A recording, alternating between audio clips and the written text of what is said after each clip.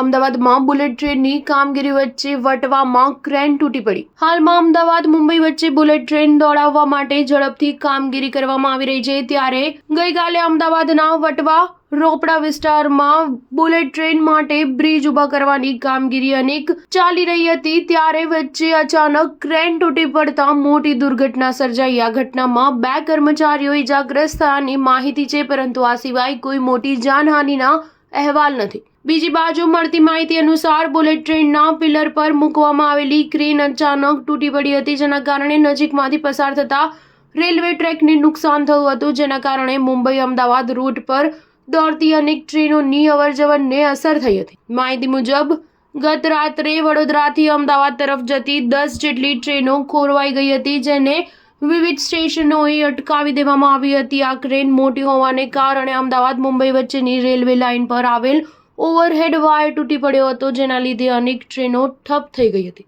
માહિતી મુજબ હાલમાં અપલાઇન ચાલુ છે અને ડાઉન લાઇન પર દોડતી ટ્રેનો બંધ છે. ઘણી ટ્રેનોના સમયમાં ફેરફાર કરાયા છે, જ્યારે કેટલીક ટ્રેનના રૂટ ડાયવર્ટ કરી દેવામાં આવ્યા છે. ન્યૂઝ 7 હંમેશા સચ્ચાઈની સાથે.